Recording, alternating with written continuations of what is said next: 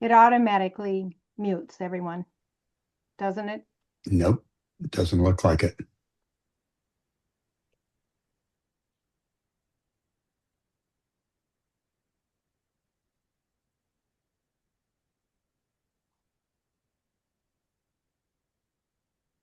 Okay, there we go. You're all muted. Okay. Looks All right, here we is go. muted.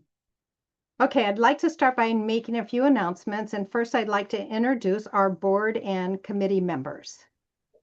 First of all, Don Kolowski, our immediate past president, has volunteered this year to be on the exhibit committee.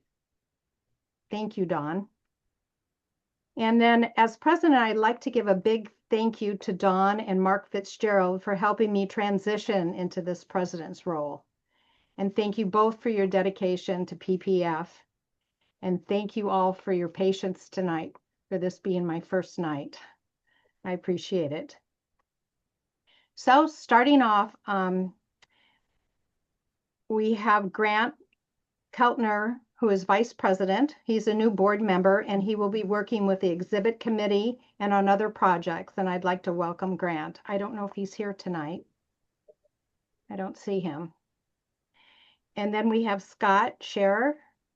I see Scott, and he's our new treasurer, and he has a ton of knowledge, and we are very grateful to have him on the PPF board. Thank you. And then we have Steve Long. Steve on? No. Yes. So, oh, hi, Steve. Okay, Steve is our secretary and has volunteered to chair the outing committee. Thanks for another year on the board, Steve. And then Walter Oliver. Walter's staying on the board to continue managing the Blue Sky Gallery for the Pacific Northwest Drawers and organizing the PPF wall exhibit. I don't see him. And then we have Roxanne. Is Roxanne on? Nope. Roxanne Boucher heads the programs committee, and she will be selecting speakers for our member Zoom meetings. And Roxanne is new and brings a load of knowledge to the committee. And then next is Melissa Toledo. Melissa is on the social media committee, which is a new position. And we look forward to working with Melissa, and she comes with lots of experience also. I don't see Melissa. So thank you to our new board members and our returning members. We will keep our PPF members informed through our newsletter and calendar of events. More to come. Okay, so announcements for this evening. We have a show coming up, an entry show of Oregon Society of Artists. We'll be sponsoring a photography show. And Bob, where are you, Bob? I'm right here. Do you want to say something about this show at OSA? Sure, thanks, Kathy. Oregon Society of Artists will hold their annual photography gallery exhibit in April again this year. This is the 100th year anniversary of OSA as an existing organization. So the title of the show is Capturing a Century. But really, it's an open call for whatever genre or photos you would like to show. People can each photographer can submit 2 photos. Generally, everyone gets accepted. I believe the entries should open at the beginning of February. I looked this last week, and it hasn't opened yet on their website. But if you look at Oregon Society of Artists website, it will be listed there, and the entry should be open, I believe, the beginning of February for April. So thank you, Bob. More about that later as we get closer. Yes, thank you. Okay, next, I just want to remind everyone to renew your membership.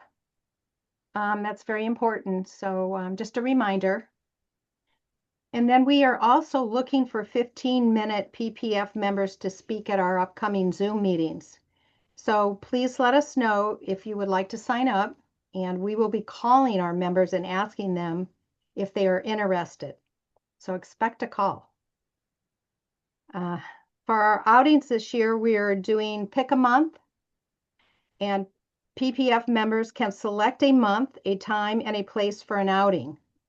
And we will be announcing that soon. And we've already had 4 members volunteer to select an outing, and it sounds like a lot of fun. So we're looking forward to that, and we'll keep you informed, and we'll announce that shortly.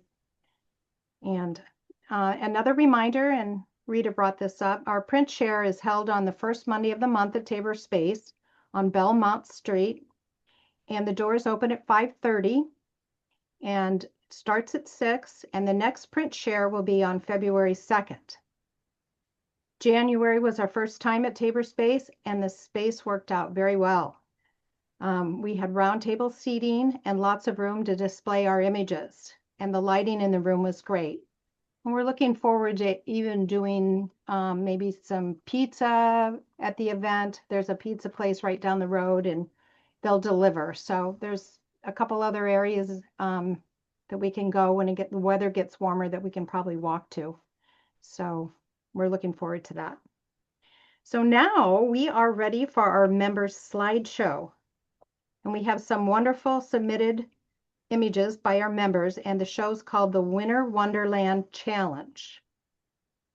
But I have to tell you, we don't have any music this time. We are looking to add some new music for our next members meeting.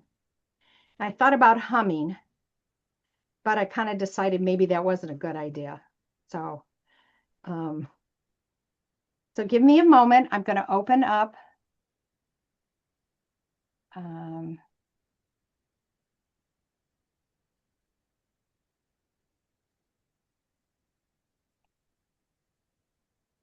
the slideshow. So,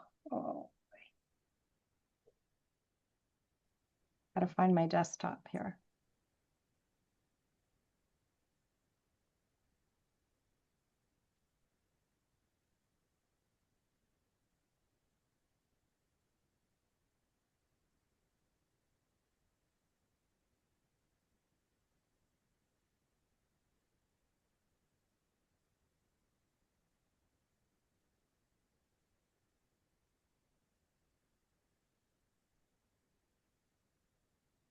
Okay, I'm going to have to share my screen.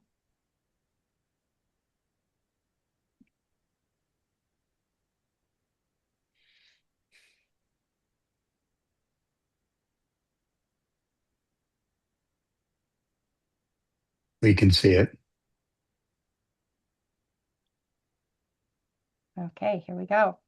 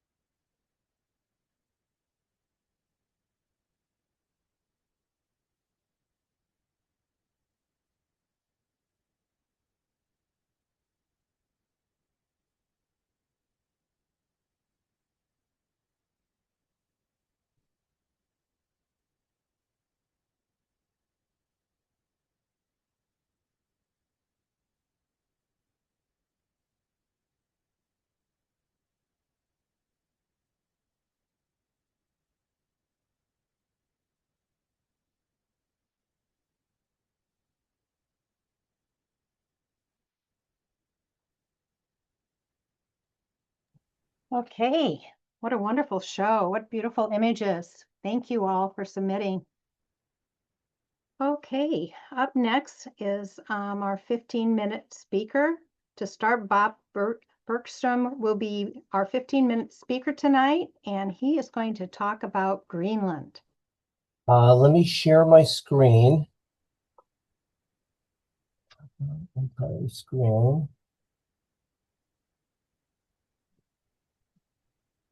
Okay. Well, okay. Can you all see that map of Greenland and the world? Yes. So Greenland has been in the news lately, and I had visited Greenland in June of 2023. So I just kind of wanted to give everybody a ground level view of Greenland. I visited South Greenland, which is the area where the Norse people or the Vikings settled from 1000 to 1500 AD. I guess the point from this map would be that the very southern part of Greenland is approximately the same latitude as Anchorage, Alaska, or as Stockholm, Sweden. And the people that live there today mostly do sheep farming and tourism. It's the only part of Greenland that really is suitable for agriculture. If we zoom in a little bit, this is the area where I visited, where all these markers are. The important feature is all the extensive fjord system. There are no roads between towns and villages, except a few gravel roads that go between farms. Mostly for transportation, people have to rely on a system of water taxis and boats. A lot of people own their own boats. So let me go to my Lightroom catalog and we can get started.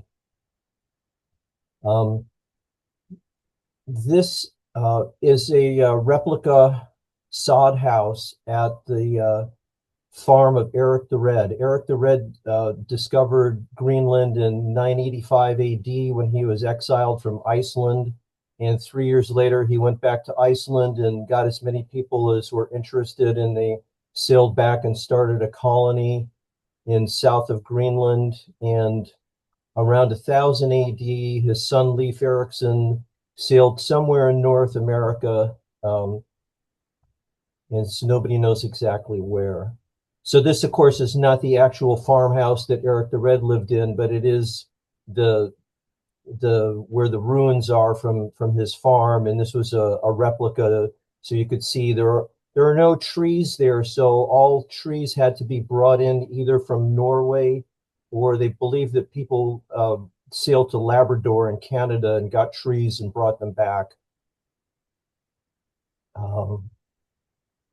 There's a system of water taxis. This is on one of the long fjords. This is called Eric's Fjord. Like I said, there's no road, so they just have. I went with my tour was set up with a tour group, although I was on my own, and they just tell you to show up at a boat dock at 9 a.m. and somebody's going to pick you up and take you on to the next place. So this building, this is the boat dock where I got off, and this building is a grocery store. They get deliveries by ship about once or twice a week, and in the winter, maybe not at all if the fjord freezes over. In several of the little towns I visited had the same grocery store chain. It's called Pilar Suisak.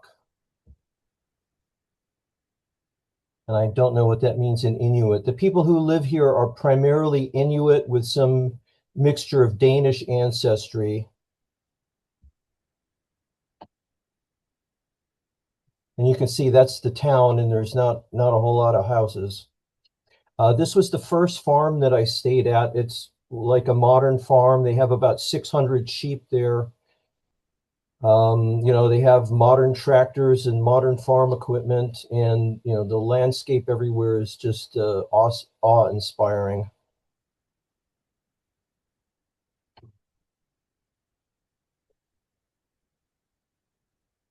And all of these farms are family owned and run. And of course, the lambs are born in the spring, and in the summer, they're all put out to pasture in the fields, and then they in the mountains, and then they get rounded up in the fall, and then they overwinter in the inside the barns. This farm had about 600 sheep. This was in the summer, so there were no sheep inside the barn, but if you can imagine 600 sheep inside of here. And then in the spring, they have about 300 lambs. And then I don't want to break anybody's heart, but in the autumn, they slaughter the lambs and sell them for meat. And I think they're all consumed within Greenland. This farmer's name was Carl. His great-great-grandfather was one of the very first sheep farmers in South Greenland. These lambs, their mothers did not nurse them. Probably the mothers had mastitis, so they have to be bottle fed several times a day. And, you know, like farmers everywhere, these people work incredibly hard. They do use horses in the fall in the roundup when they go to round up the sheep, although they mostly use the 4x4s.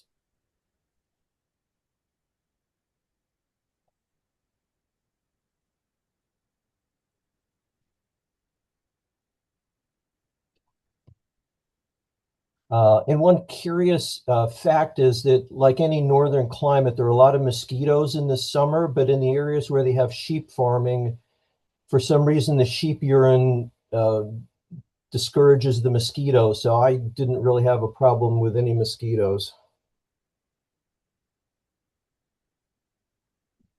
And this sheep lived in a barn.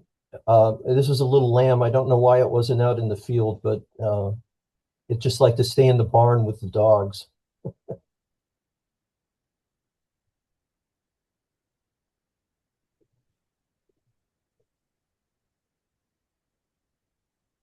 This was a farm I stayed at up in a high valley.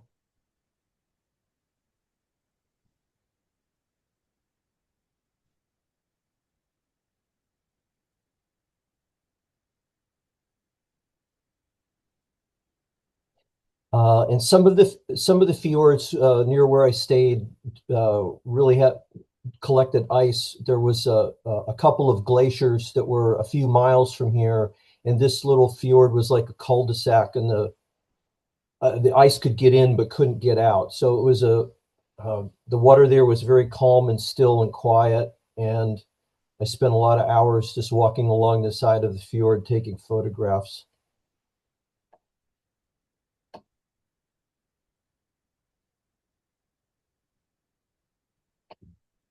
This was a foggy morning that was no wind, and the water was just like glass, and it would just be so quiet. And then once in a while you would hear a loud crack like a gunshot, and it was the ice cracking and pieces breaking off of the icebergs.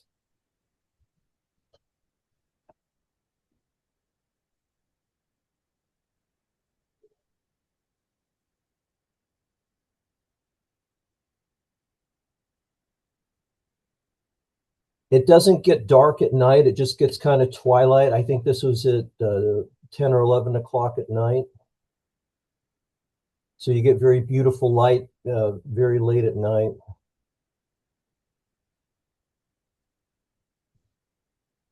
I think this may be my favorite photo from the entire trip. And then this was taken around midnight.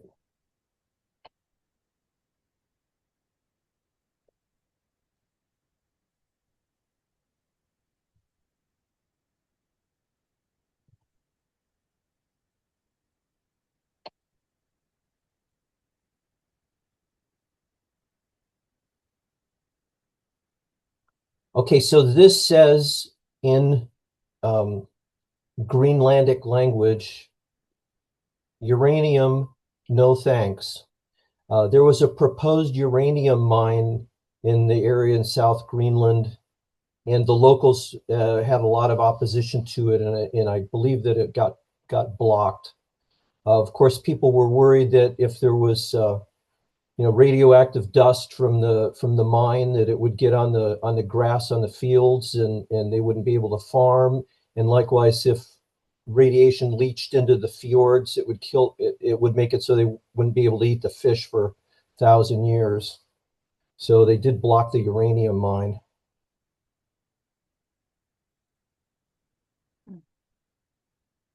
This was one of the boats that takes you around to the different villages.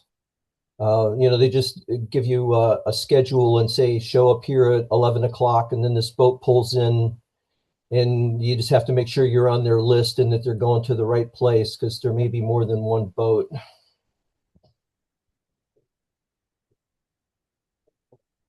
And from this boat dock, I hiked over, it was about an hour on a gravel road to hike over to this village. There's about 20 or 30 houses, and there's only about 20 or 30 year-round residents at this village.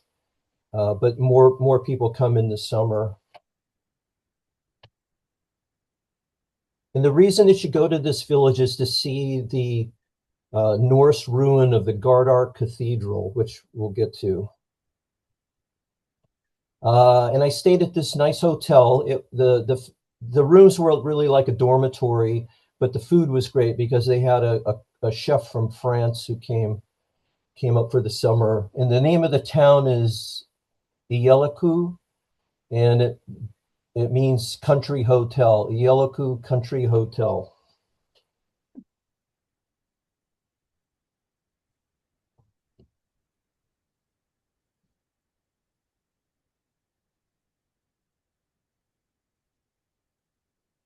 This was some kind of a community building, and I am not sure if that is a muskox skull or if it's just a sheep skull. I think it may be too big to be a sheep.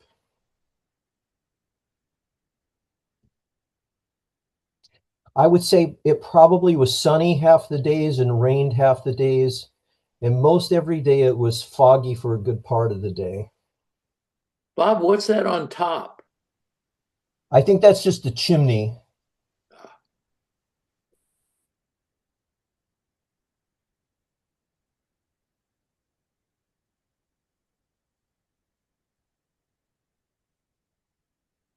So there was these ruins are from a cathedral and a bishop's house, and there were about 50 people that lived there at that time. This is like from like 1100, 1200, 1300, and they have excavated it and tried to preserve it. I think this was the backside of a. They had like a large barn where they kept. Part of the function of the church there was to tax people, and then once a year the taxes would all get sent back to Norway and eventually back to Rome.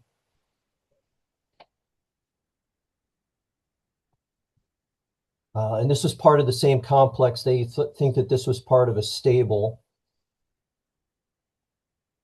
They say that there were bishops that lived here for a while, but after some period of time, the bishops decided it was too cold and too isolated, and they all went back to, I think, Denmark or Germany, and just said, send the taxes and we're not going to come.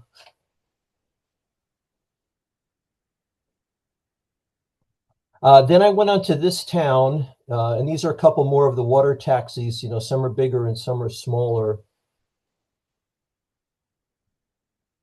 So this town is Kakartok, and it is about 3,000 people. It's the largest town in South Greenland, and it is a distribution center for food and supplies. And I'll get to that picture. And there's a lot of ice that blows in from the sea. This was a distribution center. Those are all big shipping containers. So they bring the food and packaged goods from mostly from Denmark, and bring them here by ship, and they unload them, and then they break it up and put it on smaller ships to take out to the grocery stores. So if the grocery store gets a delivery twice a week, that day the locals all come to the grocery store.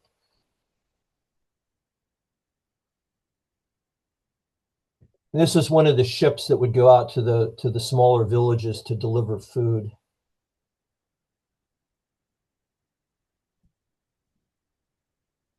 And so the reason to come to this town is to visit these ruins. This is a church from 1300, 1400 era at a place called Walsey, which is like whale, like a whale. So Walsey. The last recorded information that we have about Greenland is of a Icelandic couple getting married here in the early 1400s. And today there are some couples that go out here to get married just for a special. And this was like an hour boat ride from Kakartok.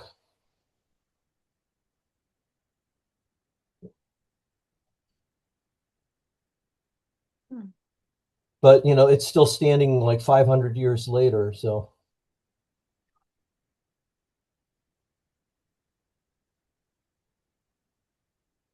And that's the last slide. So how are we doing for time? Do we have time for a few questions, Kathy? Yes, yeah, go ahead. Anybody have any questions? Those were just absolutely amazing, really fascinating place. You really showed it, how it, imagine it would look like. It kind of takes on a little bit of what Alaska looks like. You know, and when I was putting it together, I was thinking probably in Alaska, they don't have dairy cattle or sheep or farming, not on any large scale, I'm sure. But I loved your images. Thank you. I had a question. You talked about all the sheep. Are there any predators in Greenland, like wolves or that type of thing? I think further north there are. There are occasionally polar bears in South Greenland, but mostly the polar bear will be on like an iceberg, and the wind will blow the iceberg up into the fjord. And then the polar bears, they're kind of out of place there. But yeah, there weren't any wolves or really any predators. I guess the only predator is the mosquitoes. Well, thank you so much, Bob. Thank you, everybody. Nice work, Bob. Hey, Bob, I wanted to tell you I really enjoyed the rock work. Just gorgeous rock work. And I even noticed on some of the bigger rocks that they were using, well, I guess I was going to say they were using some of the same techniques that Park Service trail crews use on larger rocks. I could see the sculpting efforts, and but I guess the trail crews are following them, not the other way. Yeah, when I wanted to, when I was at Gardar to look at that ruin of the bishop's house and the cathedral, there was a guy there with a weed whipper that was cutting grass for hours and hours and hours, and I just thought he was some maintenance man or landscape guy. And so finally, I was going to wait him out, but I gave up and I went over and he stopped and he talked to me, and he's like an archaeologist from the National Museum, and he's out there. They're going to, you know, every year they do some more digging and some more excavating to try to find more things there. So the guy that I thought was just a landscaper was a PhD archaeology professor. Wow. Great. Wonderful. Thank you, everybody. Beautiful, Bob. Okay, well, we are excited to have Warren Simmons with us tonight as our guest speaker. And Bob Hesch, hi, Warren. And Bob Hesch will be introducing Warren this evening. And I want to thank Bob and Mike Osborne for suggesting that we invite Warren to our PPF Members Night. Thank you all. So, Bob, you want to go ahead and introduce Warren? Sure thing. I'm Bob Hecht, and Warren and I have been friends for about 10 years. We met because another photographer with whom we were mutual friends in the East Coast told Warren, who was in Alabama, that he had an artistic twin of sorts on the West Coast. And that was me, and that turned out to be pretty true, because although our respective work is very individualistic, we soon discovered that we share an approach to seeing and photographing that's harder to put into words than it is in pictures, but comes down to the idea and the phrase that pictures are everywhere. Our focus is primarily noticing things of interest and beauty in even the most ordinary and often unlikely subjects, and often at the most surprising of times. Um, for both of us, we try to always be ready to photograph, and as opposed to the traditional paradigm of going out shooting, our approach really revolves around being ready to find pictures anywhere, pictures that can arise as likely in our kitchen or while taking out the trash as in a beautiful environment or a bustling city. So it's my pleasure to introduce Warren. I know you're going to enjoy what he has to say and the images that he's going to share. Warren? Thank you, Bob. Thank you. And thank you all for inviting me to come and talk with you tonight. Can you hear me well enough? Yes. Okay. So let's share my screen. And you all can see that, yeah? Yes. Okay, great. I don't have a way to see the chat room. I'd like this to be informal. If somebody has a question, just type it into the chat room, or actually just speak up and we can take a minute and address anything that you want to talk about. I live in Alabama. I've previously lived in New York City for 25 years. I grew up in Massachusetts. Back in the 80s, I lived in Portland for 6 months in my youth, my wild and crazy youth. So I've lived around the country and seen some things. About 23 years ago, I bought my first digital camera and started in on this process of practicing what I call the art of seeing. Okay, let's see if I could get it. There we go. All right. So I'm not a photographer. I'm not an artist. I don't have any extensive training in art. But what I do is practice the art of seeing, and I express that with my camera, and I love what happens when I do that. So this is how it works. My wife and I are going to our famous Chinese restaurant in Birmingham, and as we walk to the front door, I look right. There's an abandoned storefront, and I notice some tape on the window when I go over and look at it. And I'm thinking, wow, that's really wonderful. It looks like a blueprint. Or she's inside getting some medical treatment at the University of Alabama, Birmingham, and I'm out in the parking lot roaming around, and I see this reflection in the rear window and the sunroof of a car in the lot. We go to the beach often, and we're standing on the beach early one morning, gawking at the way the light is shimmering on the water, and waves are gently lapping at my feet. I'm not looking down there, but I can feel it, and I look, and I step back, and I take this picture, and a moment later, a wave comes in and washes it away. And this happens over and over and over again, this kind of seeing where you're just moving through the world, looking, and something stops you. And in terms of my work, I try and give up all hope of success and all fear of failure and just go and see what's there and respond to it. This is a reflection in the Children's Hospital up at UAB. I spent a whole morning walking around, a very cold morning here in Alabama, walking around in my neighborhood. And when I got home, as I approached the house, my neighbor's trash can was out in the street, and these little frozen dots of condensation were on the trash can, and the wonderful shadows from the early morning light were playing on the top. I was in Portland and Seattle last summer for a month. This was a coffee shop in Seattle. As I walked by, I just happened to turn and look and glanced in the window, and I saw the reflection from the street and also these interesting things hanging from the ceiling, some sort of art display. And it was one of those shocking moments of visual surprise. So my goal isn't to take great photos. What I try and do is be in a wonderful state of mind that makes it possible to both see and receive and then express the wonderful visual revelations that are present everywhere in the world, the everyday world.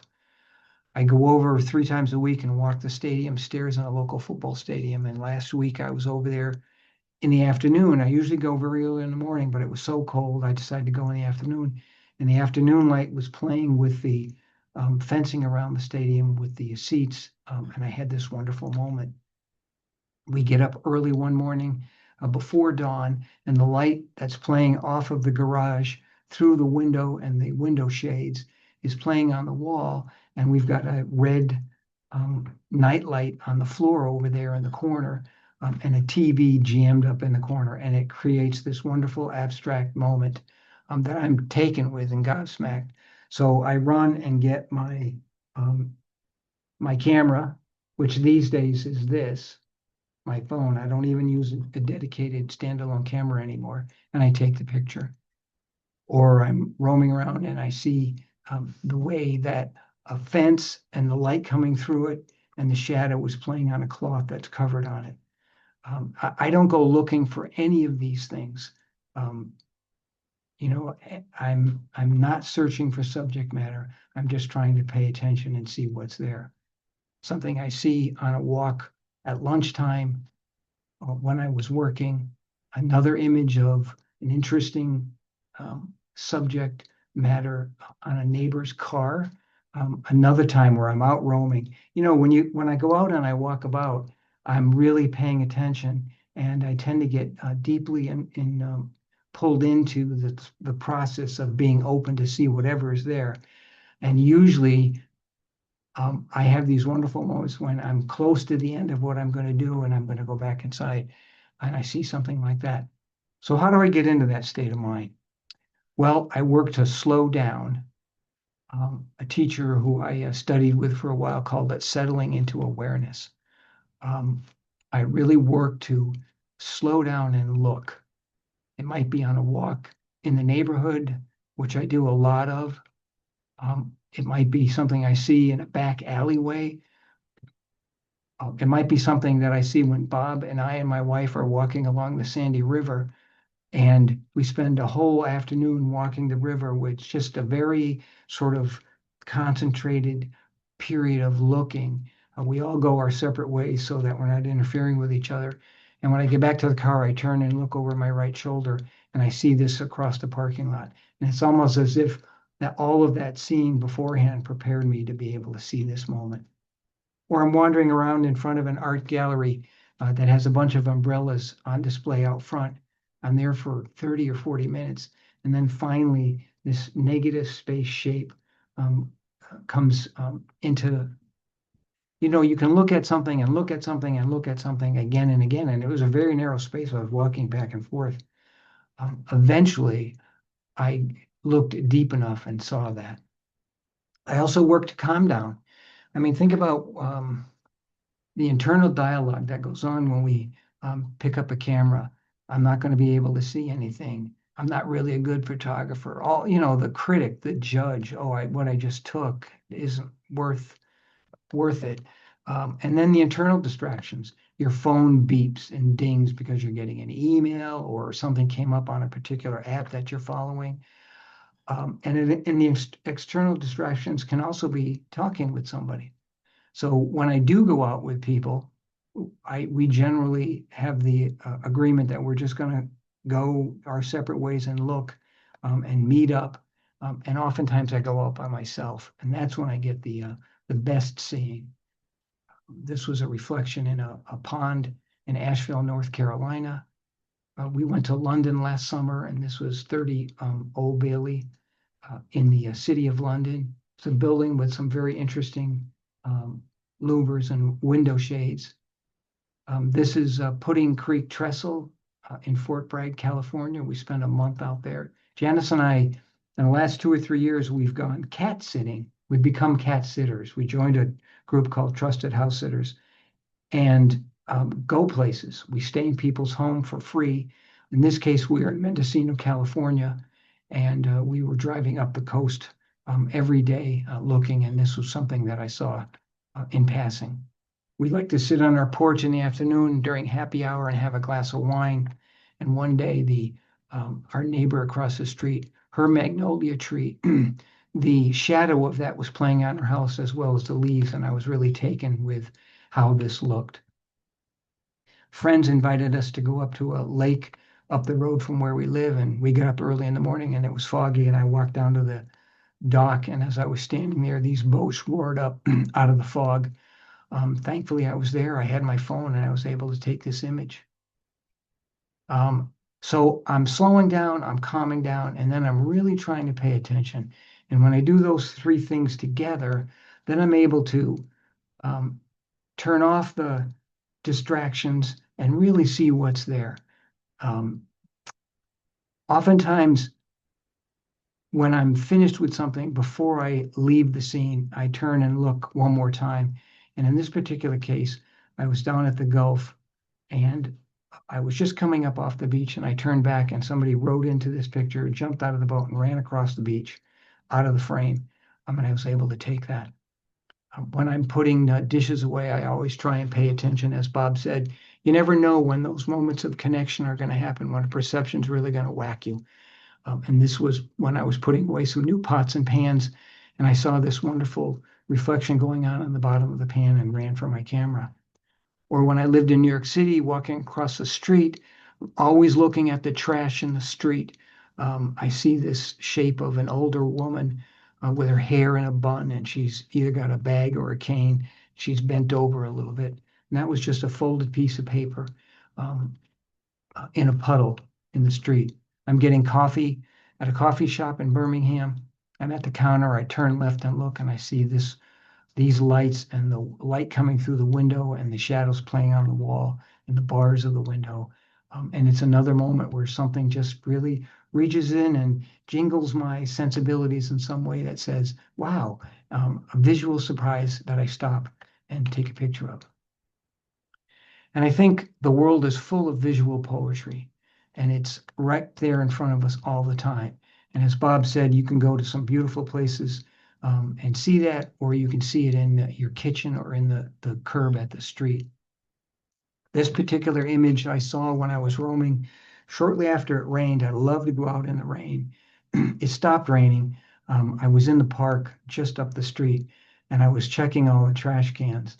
And this is one of the bags in the trash can, and there was a little pile of trash at the bottom, and I just loved the way the drops were playing. It looked almost like a floral arrangement.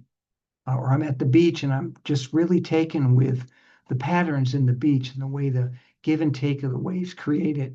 And as I'm standing there looking at this, the wave comes in and creates a very interesting dynamic. I'm dropping off some artwork at a friend's house because I'm involved in an art organization here in Montgomery. And I step into her house and I look across the room and I see the curtain and the reflection of the curtain playing in her big TV screen that's mounted on the wall. And I just think, I'm really glad I'm alive and paying attention. And I go for lots of walks every single day. And this is a neighbor's sprinkler system on an early summer morning with the lights playing through their magnolia tree. On this particular day, it was freezing cold, but I was going to go for a walk. And I got out in it, and it was like, wow, this is really too cold. It had rained really heavily overnight. And the next morning, there was a flash freeze. But everything underneath, the way this puddle froze or this water froze was still thawed. And I got this very interesting dynamic. And, it comes from going out and roaming around. And that leads to my next point, which is that I really try and practice the joy of exploring and being curious. It's a way that I think I can consciously practice serendipity. Serendipity, sometimes serendipity is blind luck, but oftentimes for me, serendipity is I engage, I go explore, I'm curious, something catches my eye, I look, and that's when the magic happens. And I've learned to tune my brain in such a way that that's always turned on. It may not always be in the foreground, but it's always turned on. And when those moments happen, I'm able to take advantage of that. And that's how I practice serendipity. I go for an oil change. I decide instead of sitting in the station waiting for the car, I roam down the back alleyway, and there is this bubble on a window in a store down the way, and I stop and take it. If I had decided to just sit in the um, service station, I would have never seen that. We're in the UK walking along one of the canals, and I see this moment, a wonderful arrangement of things. I decided to go out on a rainy day at lunch when I was living and working in New York City, and I walked up to the end of the street, and there was an overhang, and I got up underneath that because it was protected against the rain. And I looked up, and there was a metal sheet bolted into the ceiling of the overhang with a reflection of the street. And I stood there for half an hour on my lunch hour taking pictures. And this couple came into the image with this wonderful rainbow umbrella, and I got that image. In March, the leaves break out here in Alabama, and pollen covers everything. And on this morning, we'd had a little light rain overnight. It created this puddle, and there was just enough of a breeze and a little stick in the street that created this what I thought of as a phoenix or some sort of prehistoric monster. It was just pollen in a puddle forming in a very fortuitous way. And of course, I'm always looking as I walk through the world, and I saw it. We walk in the snow when we lived in New York City, and this was a particular day where a friend had come into town, and we decided to go out in it. And I was just leaving this esplanade, and I hadn't seen this. And I had gone to a presentation by Jay Meisel's, who's a pretty well-known New York photographer, and he said, always make sure you turn around and look. And I was telling my wife about it. Anyways, the wind was blowing and it was noisy, and she was yelling at me, turn around, turn around. And when I did, that's what I saw. Okay, one doesn't have to think joy. One is carried by it. It's not a calculated exercise. It's a powerful, immersive feeling. It's an intuitive response to the world. So it rains, and I go out and decide to, after it rains in the morning, to go out and look. And this leaf is sitting on my truck. It's a bright blue day. The light is playing, the sky color is playing on the windshield, and it's just a wonderful moment. A friend invites us to come out and walk her property here in Alabama, and I'm walking between two of her ponds, and I see this coming into focus. I can almost feel it as I get closer, and then when I reach this point, I know that that's where I've got to take that image. I'm at the beach. We're walking along. I see a little flash of light out of the corner of my eye. It's early in the morning. I walk over to take a look at it, and this is what I see. Walk out behind the building where I work on a hot, sticky, muggy Manhattan afternoon, and somebody dropped their popsicle, and there it was in the street, and I saw it and took a picture. I go to the library as I'm walking to go upstairs to access the system to find a book. I look up before I go. I decide to go underneath the stairway and look up, and I see this pattern. Interestingly, I printed this, I framed it, and I had a show in a local gallery, and someone came up to me and said, is that the Julia Hampton Morgan Library? And I said, yes. He said, well, I was the architect who designed that, and he bought the photo. And it was just wonderful. He said, that's super. I'm so glad somebody saw that. Okay, so, kids are the best explorers in the visual world. They don't have a stockpile set of associations that go with their visual experiences. Everything's new to them. They're paying attention. And as adults, we, summarize and generalize. We stop looking at the particulars and just start taking in scenes at a glance. But I think we need to look like children look. We have to adopt that method where everything that we see is relevant. We don't rule anything in, we don't rule anything out. And we try and look at things without thinking of the name or function of everything that catches our eye. When we can do that, when I can do that, then I really see what's there as opposed to what I think might be there or the association that comes with that. There's some more images that I've seen while I'm walking around in New York City. They tore the face of a building down, and this was left on the wall of the building next door to it. Another late in the afternoon image, Janice and I are out walking on a summer's day, and I turn around and look, and I see this I don't know, what is that, Goofy or Pluto or some sort of alligator. It's just storm clouds building on a summer's afternoon. We went to Gloucester to visit some friends. It's on the coast in Massachusetts. There's a little cove that has a break wall that protects the boats. I was walking along that break wall looking at the boats on a very foggy, calm, totally calm day, a morning, and this rowboat.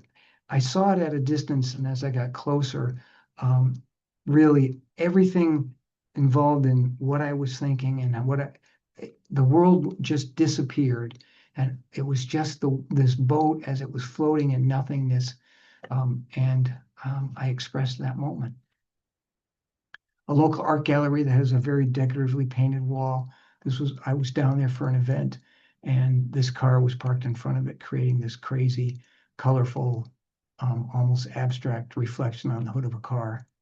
There's lots of walking in the woods here, with lots of autumnal and um, vernal ponds that form and come and go. And on this particular occasion, there was this pond early in spring, so there's lots of spring green. There's a wonderful book called The Zen of Seeing by Frederick Frank. And he said, let seeing be the celebration of experiencing, of the eye in love, instead of pictures to be framed. I think what he was saying and what I get from it and the way I love to work is it's all about the experience. What happens at the moment of contact? It's all about what you fall in love with visually. It's not about the pictures. It's not about getting great shots. It's not about getting something to be framed that can win an award. It's all about the experience of looking. Another image from the beach, a morning walking around in the rain, seeing this leaf that looks like a swan on the hood of a car. One bright red leaf on a gray sidewalk one morning that really stopped me cold. I would walk to work and walk home from work every day in New York City. It would take me about 30 minutes. On this particular day, I walked by a shop that had a mannequin display. They were taking it down or switching it out. There was only one mannequin in the window, and against the back, it was all papered in black paper. So it was a cloudy day, so it was a perfect day to get a reflection of the street with the mannequin that was in the window. And I just thought, dang, it's Cruella de Vil. She's still alive. So anyways, it was a wonderful moment of seeing. Janice and I are driving out to Costco. She says, look at that. There was a murmuration of blackbirds flying around. They all settled on this power line just as we got to it. She said, pull in. I pulled in. I jumped out of the car. I had my camera with me. I took 2 images, and as you can see, the birds on the right, they're all starting to lift off. So everything that I've showed you some of them are images that I've seen while I've been on vacation, but a lot of them are just things that come up in the normal course of my day, which is doing chores, going someplace to do some shopping, walking in the neighborhood. Sergio Lerin, Chilean photographer, said, good photography comes from a state of grace. And grace comes when you're delivered from convention, obligation, conveniences, competition, and you're free to look without expectations. And that's another way of saying I'm trying to get into a frame of mind where I can see things, where I'm not anticipating, where I'm not deciding what I'm going to see. Because when I get into that kind of state of mind, then I don't see the other things that are there. I'm just trying to be open to all of it. It might be a dress on a fire escape. It might be the tomatoes that I'm putting away after I've gotten finished shopping in the afternoon light. I'm walking around a pond near my house, and I see this very interesting arrangement of leaves and shadow that looks, this is pareidolia, when something appears that looks to have a human form to it. We're in Munich, and I'm upstairs on the 3rd floor at the Modern Museum, and I look over the edge and I see this arrangement of chairs and everybody's staring off in the space. And I'm just gobsmacked, and I take this picture, and then about 10 seconds later, everybody looks up and starts making goofy faces at me. We have friends over for wine, and the dishes are in the sink afterwards, and I'm getting ready to wash them, and I run for my camera because I just love the arrangement of the round shapes, the shadows, the way the light's playing through the glass. Another image from our trip in Mendocino. I spent a whole morning on the beach was getting into that sort of frame of mind of really deep seeing. And as I drove away up the road, I saw this and pulled over and took it.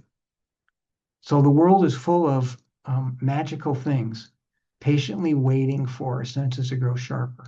That's my experience is that is absolutely true.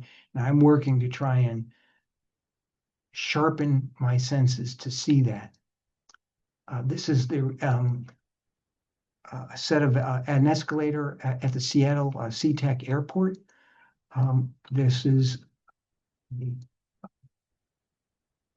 bird bath outside our house. A Japanese maple turns wonderful colors in the fall.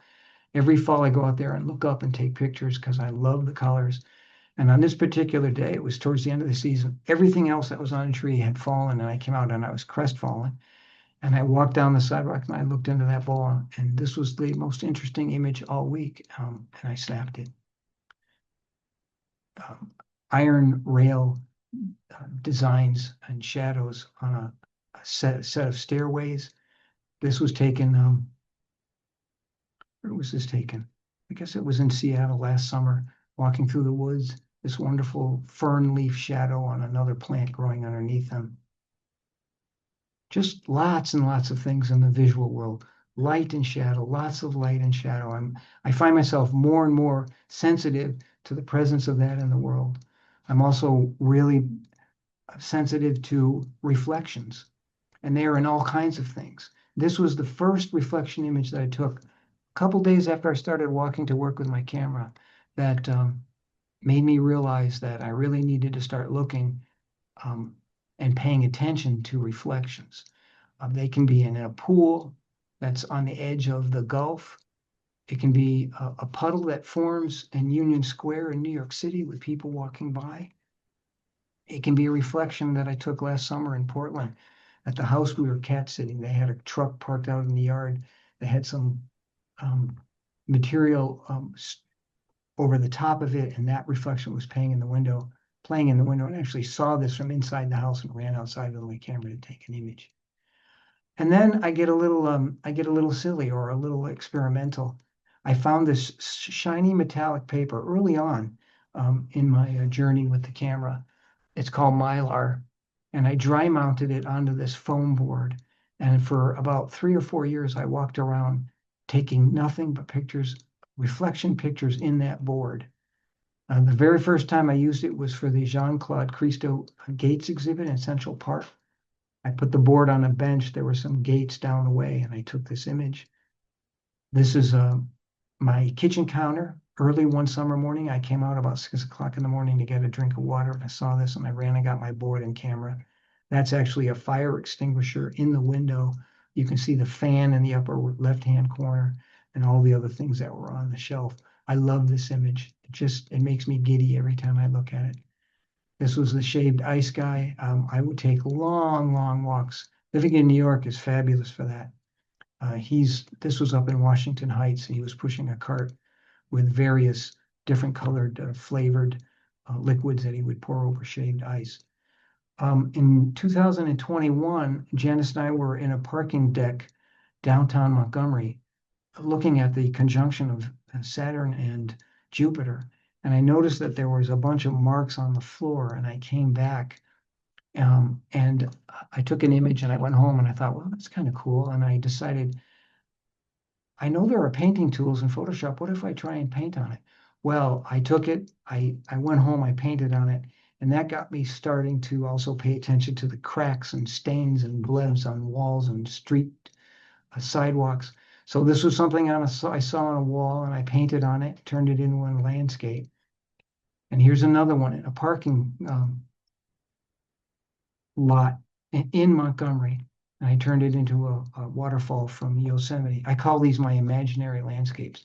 I have a ton of these. And I have, I'm working on a book, which I'll mention in just a second as I wrap up. But the second book I'll do will be of these. This is a ceiling in a parking garage at UAB. Man, I go up there with Janice all the time when she's seeing a doctor and roam around for an hour in the parking lot. And I painted on it and turned it into this landscape. So I've had all kinds of fun with this, with the camera. This is me when I'm about 18 months. I think I'm holding a camera case. I don't know if we've been eating dirt or ice cream or what, but my cousin and I, Annette, were clearly taken with whatever I was holding. And this is me today. So that's 70 years. And a lot of things can happen in 70 years. Ansel Adams says that everything that happens between this moment and this moment comes to play when you take pictures.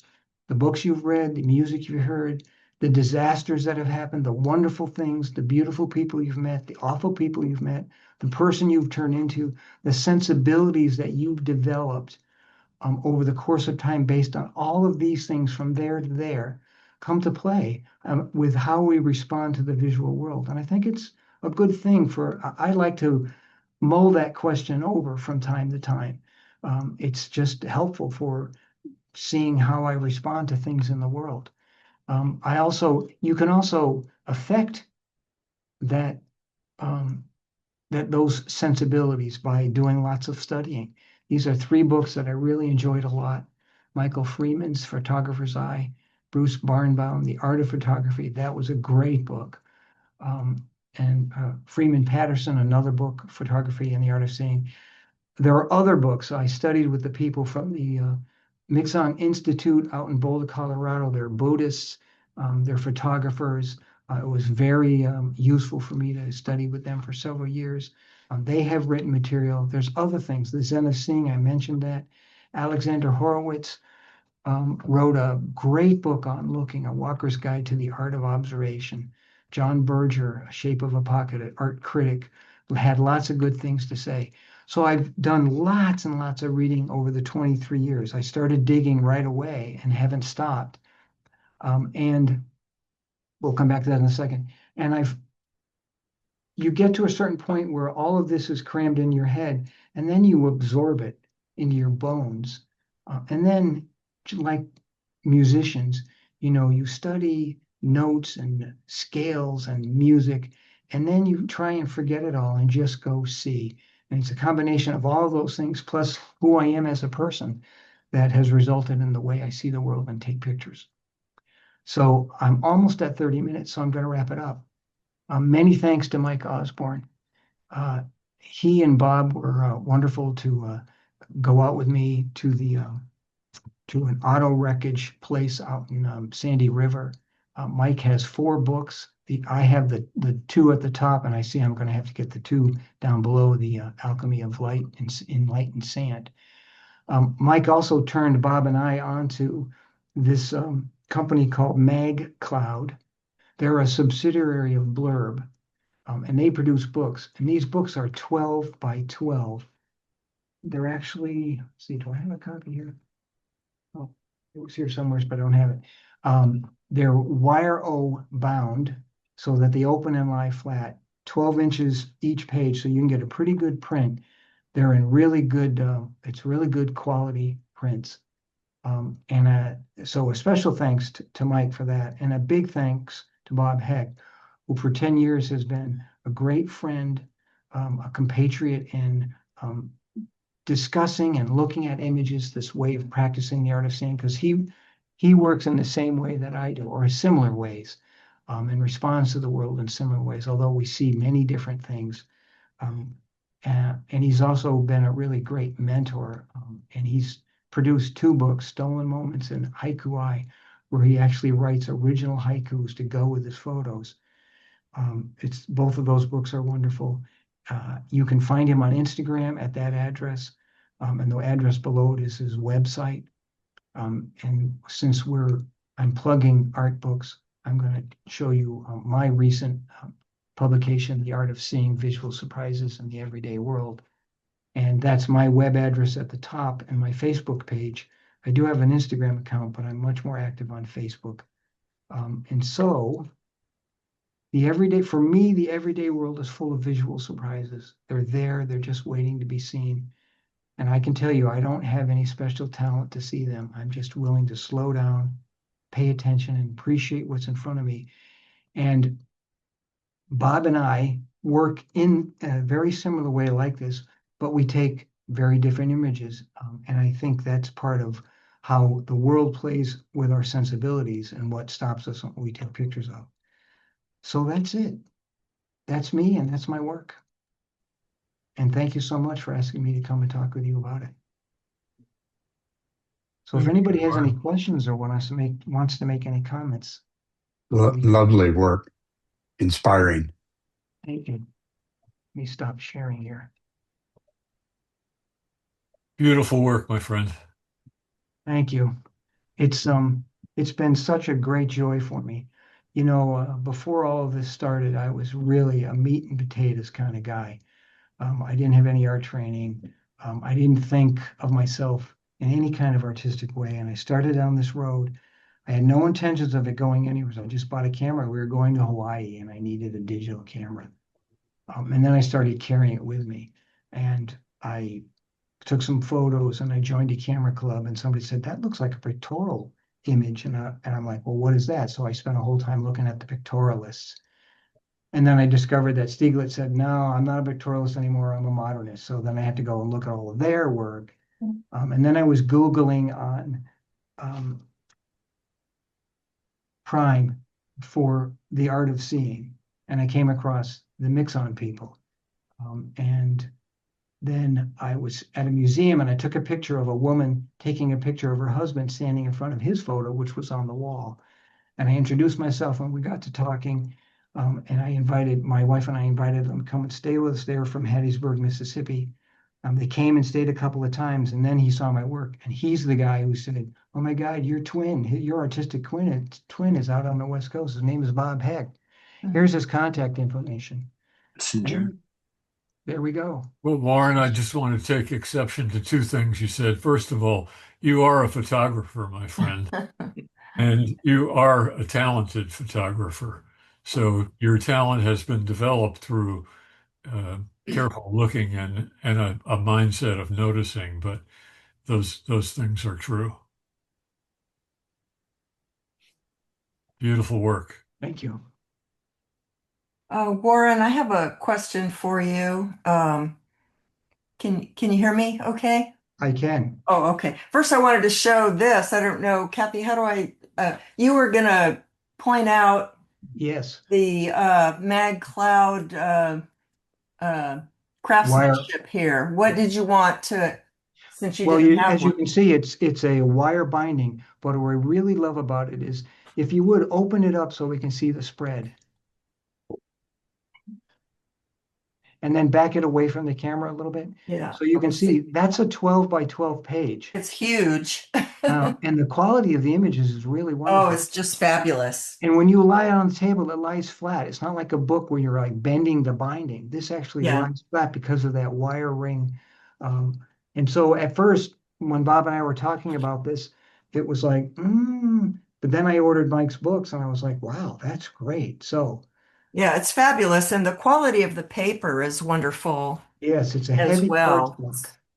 It's, and it's very much, must buy. It's only $35 for heaven's sakes for this work of art. So Yes, kudos, Mike. Sorry, we're embarrassing you, I know.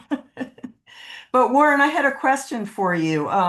My gosh, you have a sharp eye. And I know you explained that you trained your eye very slowly and deliberately over the years, and that shows. And I think of you as a visual journalist because of the way, you document the world around you, sort of a documentary photographer, I suppose, of the world around you.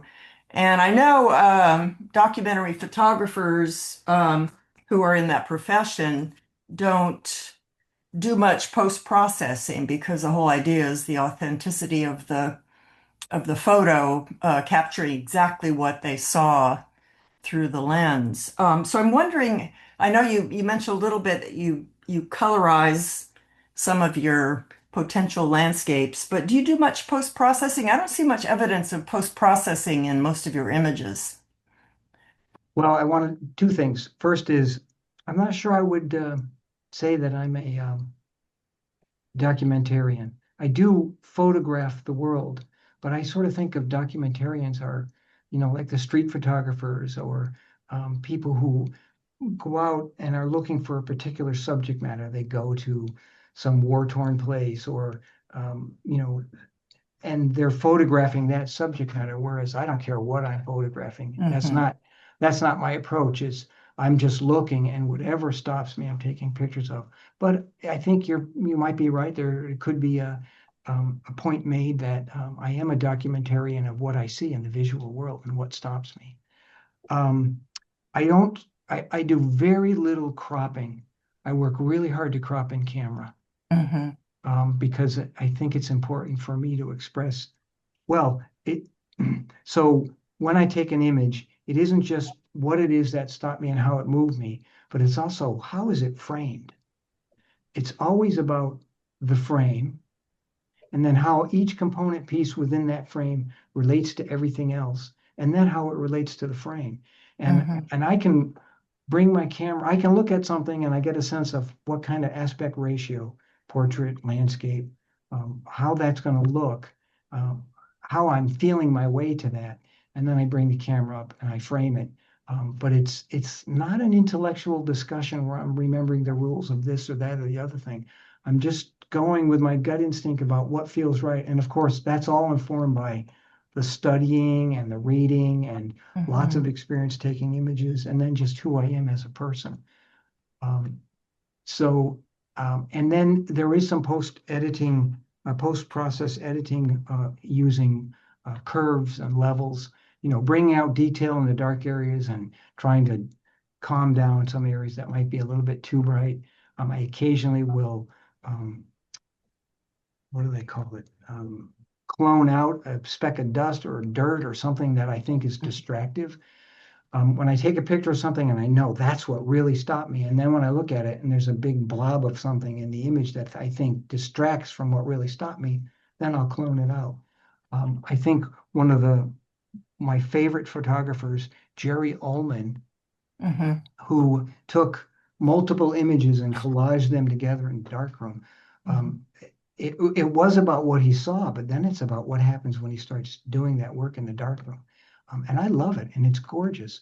So I don't get hung up too much on what somebody did in the digital darkroom, did or didn't do.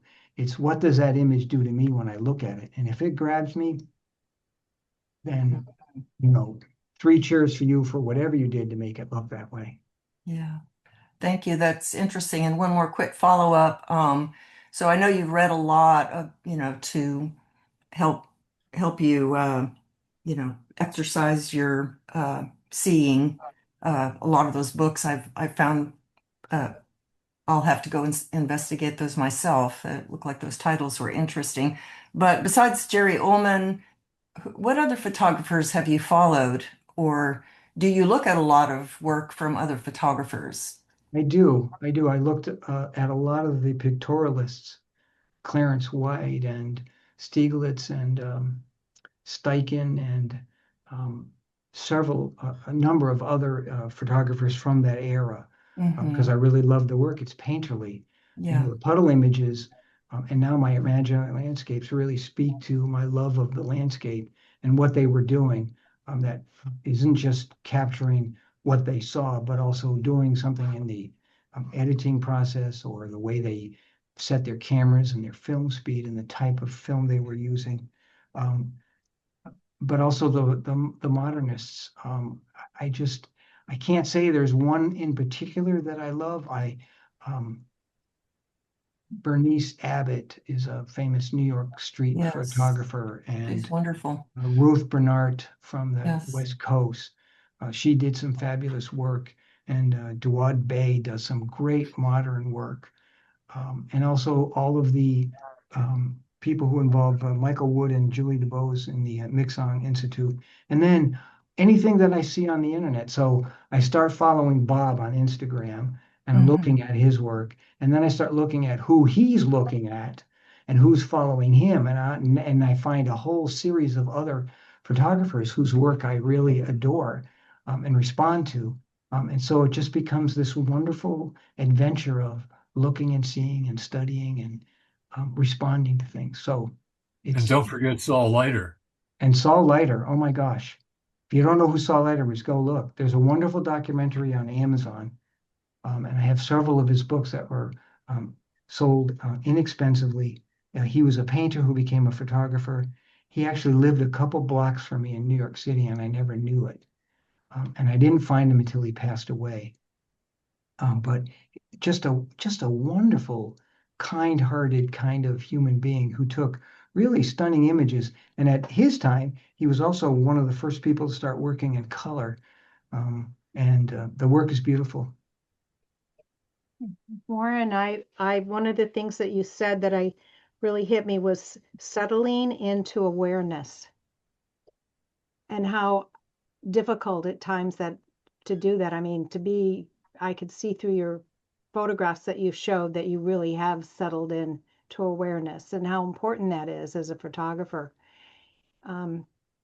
Because you have to stop and look. You miss things if you don't, like you said, turn around. And I was just blown away by your images. They were just very, very inspirational. Oh, well, thank you. Thank you. It's so at a certain point, so I was always looking. When I first got my camera, I was just wandering through the world looking and responding to things. And then I ran into those folks from the Mixong Institute, and it became a much more conscious process. And then I ran into Bob, and I ran into all kinds of other people and their work, and it's just become more and more. I see how more and more important it is to, when I go out the door, if I'm going out, take a deep breath, let go of any desire to get a great image today. Just let it go. You're just going to go out and walk around and get some exercise, breathe some fresh air, move, and also pay attention. And I walk the same route over and over and over, day after day, year after year, and I keep seeing lots of this stuff in that same area. So you don't have, and of course I go out of the West Coast and I go to London and other places and I have great experiences there, but it also happens here. And it really is about trying to take a deep breath and really let go of whatever desires we have and really just look. And when I can do that and get in that frame of mind, and it gets easier all the time, that's when the magic happens.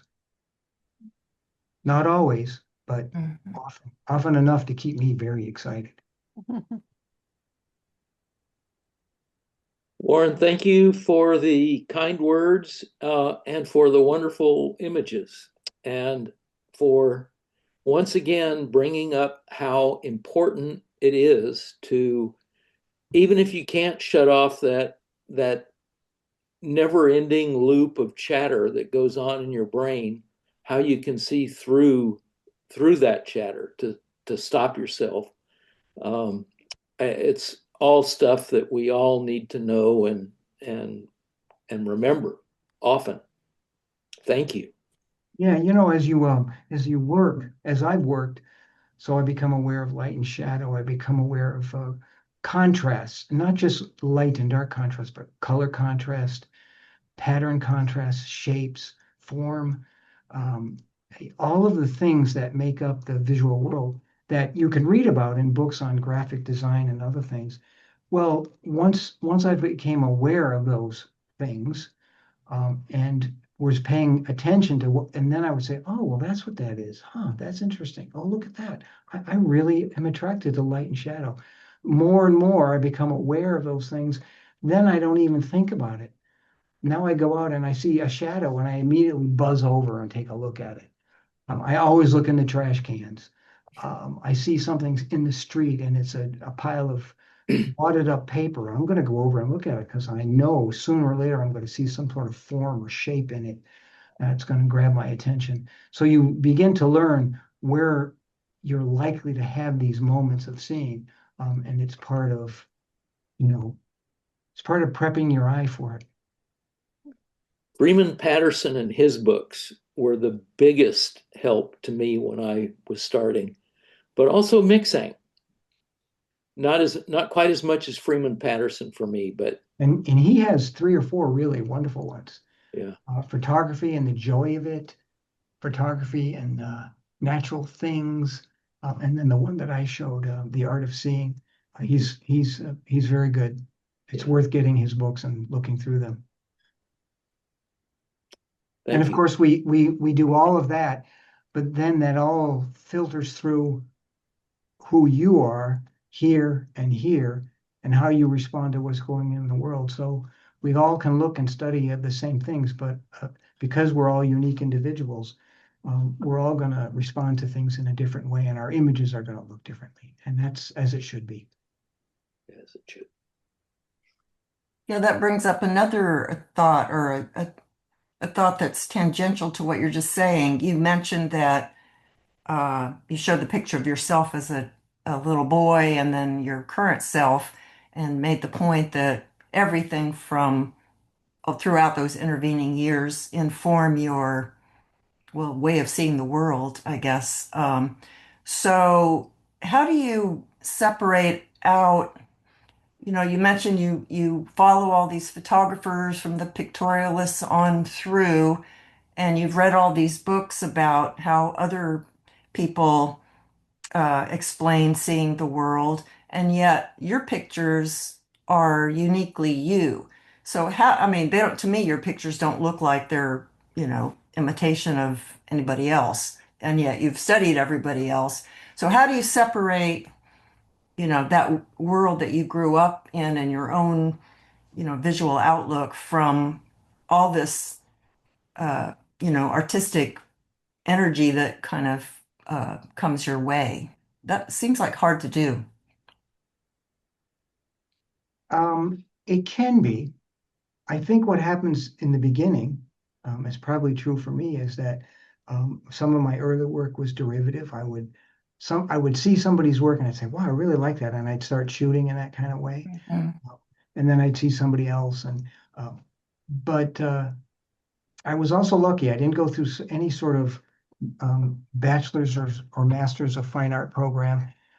I both rue that and am happy for it because it didn't get my head crammed full of things. I didn't start with all of that training. What I started with was a camera, and I went looking, and I just started responding to things. And then I started a slow process over 23 years of studying. So you, and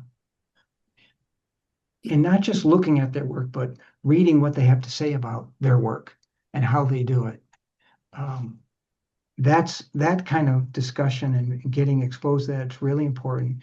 And I think about, well, that's a really interesting point. I'm going to write that down or type it into my notes and keep track of that.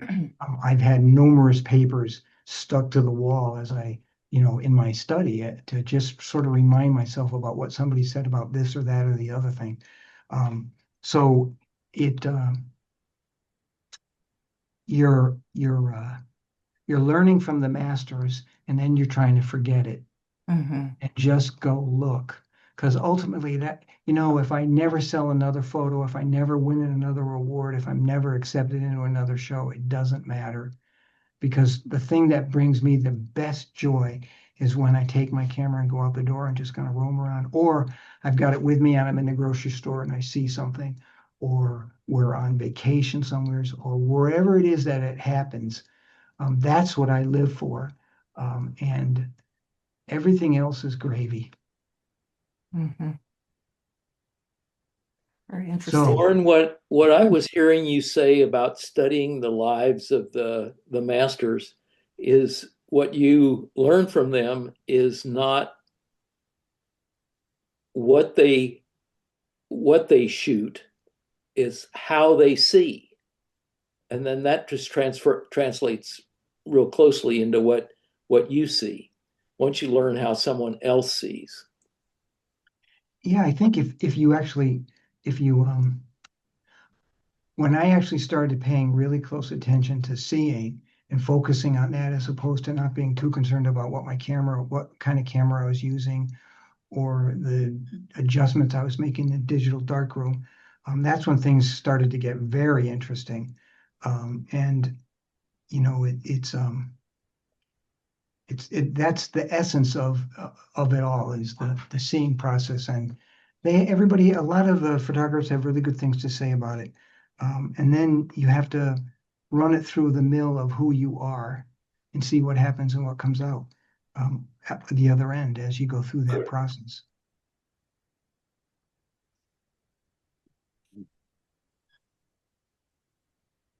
Any more questions?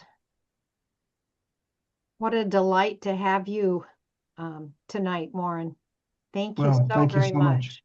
And it Very is special. possible that we'll be back out in Portland next summer. So if we do get out there, maybe I can drop you guys a line and, we can get together and chit chat or walk around in the neighborhood or something.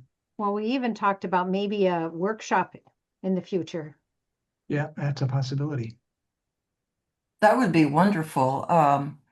Warren, I, for one, I'm the kind of photographer that, I grab my camera and I go deliberately out on a shoot. I don't take my camera's not glued to my hip where I just go out into the world and as you do, just if something captures your eye, you record it. But that's very inspirational. So, and I'm in a bit of a photographic slump, I have to admit. I've been doing it for quite a while, but it's hard to, you know, think, what can I do as for my next shoot? But maybe I've got my iPhone too. Yes, I think I'll maybe take a page out of your book and try that for a little bit. I have a nice little holder for my phone and I just clip it to my belt and I Hmm. go out for a walk. We go Yeah. to Portland and I go out for a walk. We go to Portland and Bob says, let's get down to that hardware store, that big hardware store. And we go and roam around. He goes off in one Yeah. direction. We spend 2 hours roaming around. And then we go and look Hmm. at our image and we're like, wow, that's really super. It was nothing special. We didn't have any idea what we were going to see. We just went and saw some crazy abstract stuff and some wonderful color and shapes and form and all kinds of other things. So yeah, I love that hardware store. I know which one you're talking about. I hope you do come to see us, Warren. yes, I do too. We'd all Portland like is to pick your much better brains in the some more. summer than Alabama. Well, thank you all, and thanks for being here tonight. And thank you for inviting me. I really appreciate it. I love to talk about this and appreciate it. Yeah. And thanks, Mike, and thanks, Bob. Well,